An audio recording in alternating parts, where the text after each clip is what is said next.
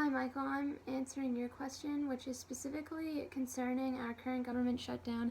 How is the ineffective authority or morality playing a role in the preservation of our nation? And what are some ways that we can create a solution so that another government shutdown won't happen as easily? I think, to answer the first part, I think that the ineffective authority, which in this case is Congress and the President, they're hurting the preservation of our nation, or they're not helping that effort because their inability to compromise has frustrated our country, and more specifically the people who work for the federal government and aren't receiving pay.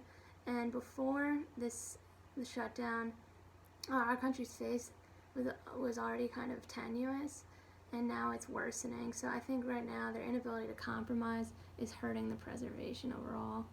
And I think to change this, if they referenced something that Morgenthau said in his article, which talks about political realism, he says that one of the questions they ask themselves is, how does this policy affect the power of the nation? If they realize that their inability to compromise is ultimately affecting our power, which is what is one of the most important,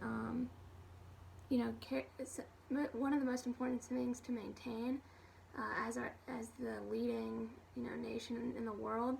If they realize that it's ultimately affecting our power, I think they'd be more willing to compromise because they see that everyone, they're on the same team and they need to compromise to function effectively and ultimately maintain their power.